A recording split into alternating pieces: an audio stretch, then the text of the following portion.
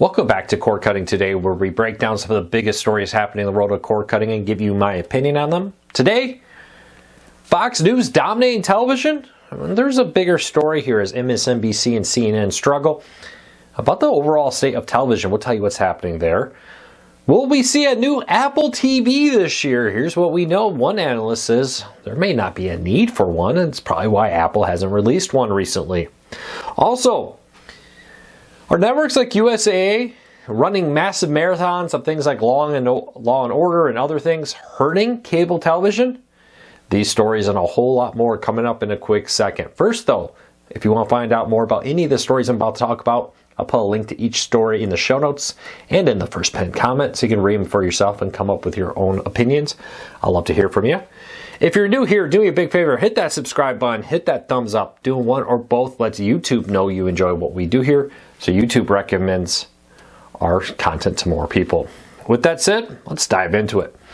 Now, we've talked a lot about the slow death of cable television. Numbers continue to fall. I know people are hate hearing it. 10 years ago, cable executives told me they would never really see a long-term drop in viewers. Just a little drop is, some kids living in their mom's basement. I kid you not, executive told me that. They're the ones cutting the cord. It's not real. 10 years later, cord cutting is huge, and it's definitely having an impact. And with this, MSNBC and CNN are seeing numbers drop as Fox News continues to grow and dominate. A few things here. These numbers come from Adweek, and we'll get into a little rebuttal from CNN about them. But according to the numbers, Fox News did also see a little drop in this period, getting down to 2.8 million from about 3 million views. CNN dropped to 486,000. Though they say overall that's just a one-day number. Their whole quarter, they're above 500,000. And MSNBC saw their numbers slide to 1.5 million in second place. Okay, let's talk big picture here. Less than 5 million people basically are watching cable news. For all the talk of, cable news is responsible for everything. The slow decline of viewership on news is very scary. Why? Why is that so scary? There's two things that people still subscribe to cable television for. You've heard me say this many times. Sports and news.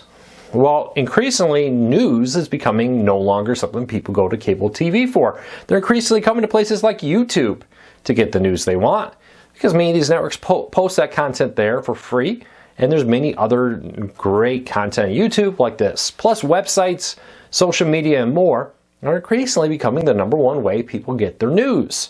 That's very scary for cable executives who relied on people wanting to watch Fox News, MSNBC, and CNN every single day. Now, though, that's not becoming the case. So they have to increasingly lean into sports being the main issue, but there's only so much sports that people actually care about. Pickleball has got a large and growing following. Its viewership is a fraction of what you see on college football, NFL football, NBA, and the like. If these numbers don't turn around, that's very scary for cable television. Because what was once seen as a very secure way to get subscribers, you don't care about sports? That's okay, you'll probably care about news. Well, not so fast. Increasingly, people are not caring about that.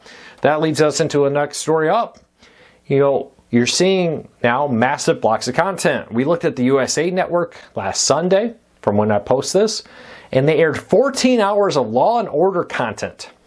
Well, that's great, but you're paying 80 or more bucks to get that, where you can go and get a Hulu subscription and get all the Law and Order content for a fraction of the price of what you would get it from USA Network. You get picked the episodes, probably a lighter ad load or no ad load, depending on which plan you subscribe to. Keep an eye on this. If this trend doesn't turn around, cable television's in big trouble. I'm not sure sports alone will be able to save it if they're unable to keep news followers with that. All right, let's keep moving along. I get a lot of questions about Apple TV. It's been quite a few years now since we've seen a new Apple TV hit the market. When are we going to see a new one? Well, there is some news that we may see a new one this year, but a report from PocketLint says maybe not so fast, and also an insight as to why Apple TV has taken so long? Why has it been about 3 years almost since the Apple TV last was updated? And one of the big things here that they pointed to was the fact that the current Apple TV model is powerful enough to do everything you want. You probably heard me talk about this a lot. It does not take a lot of processing power or RAM to stream Netflix, even in 4K. For Apple, there needs to be a reason to offer a new device, spend all that money in development, when many of their customers are very happy with their device. And if you're very happy with your device, why are you going to upgrade? You see, Roku is a good example of this. Yes, they've upgraded some of their devices, but they've always tried to bring in something new, like a new and better remote in the new Roku Ultra, or these new, smaller streaming sticks are more power efficient. They can be powered off the TV. They don't need to be plugged into the wall, for example. There's an additional reason to go get them with that. And of course, they also offer things like improved remotes, even the standard remote now coming with voice, for example, voice controls built in. We also saw that with the Fire TV, significant jump in processing power for the clientele it wants there.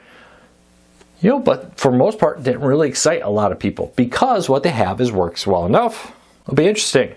For Apple TV, what they have works well enough. What new is going to help them do it? And I think just saying, hey, we have a slightly faster processor or slightly better RAM, is not enough that's going to get people to drop over $100 on a new Apple TV to replace one they're happy with. It'll be interesting to see what they do offer that tries to convince people to subscribe or to buy a new device. All right, next up, the FCC approved a new set of rules yesterday that's going to allow the expansion of wireless internet. They've freed up more spectrum, allowed more, you hear about the 2 gigahertz to 5 gigahertz and more range of spectrum to be used for things like 5G home internet, Internet of Things, and other wireless internet standards. That's going to make wireless phone service and wireless 5G home internet even better. This is really great. As more and more people use them, they can congest networks. This freeing up of more spectrum allows people to be able to get higher speeds, better connectivity, and use 5G home internet. This comes as the FCC says freeing up spectrum for internet is one of the most important things they want to do, not just in the terrestrial, but satellite internet. Think of Amazon's new home internet from space kind of service, or Starlink, for example. They're working to free up more spectrum so these companies can offer connectivity worldwide at a faster rate. Now, it's going to be years and years before you see the benefit of this. Freeing it up is just the first step. Now companies need to get rights to the spectrum, build it into their network, and more. But I think this is a great way. When, for example, AT&T is shutting down its DSL service, over half the remaining network that's still on copper is going to be replaced with 5G instead of fiber. And because of that, they need this spectrum to ensure high quality service. I love to see them do this. Hopefully they see more and more of it soon. Let me know, are you on 5G, satellite, or some other wireless internet service? Leave me a comment, let me know what you like about it.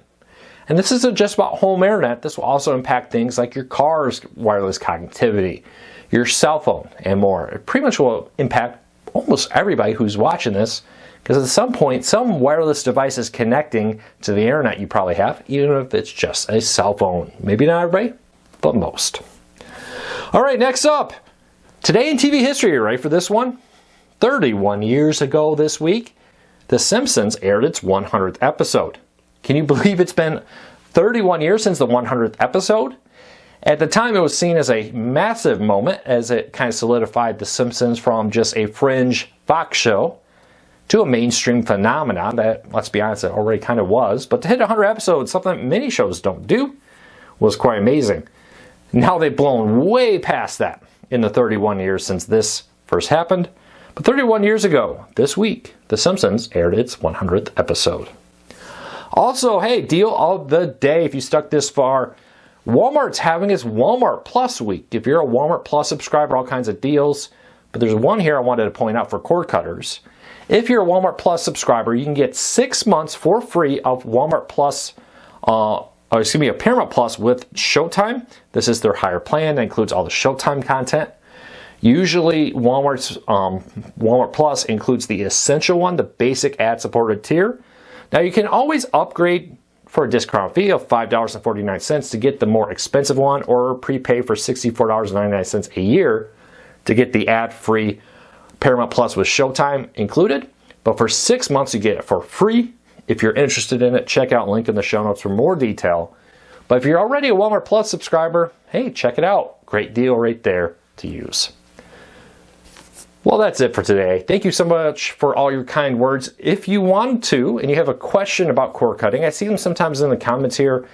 YouTube is not a great way to give tech support, because when I leave a comment back to you, often it kind of vanishes. I don't get notified if you reply to me. YouTube's not very good about that. But we have a Facebook group meant to answer all of your cord cutting related questions. Cord cutting tech support. You can find a link to it in the show notes down there, or search on YouTube for cord cutting tech support. There's over 100,000 members of the Facebook group. We would love to see you there. Post your questions there. Over 100,000 people willing to answer your questions and help you out in your cord cutting journey. Until next time, take care, be safe. I'll be back again real soon.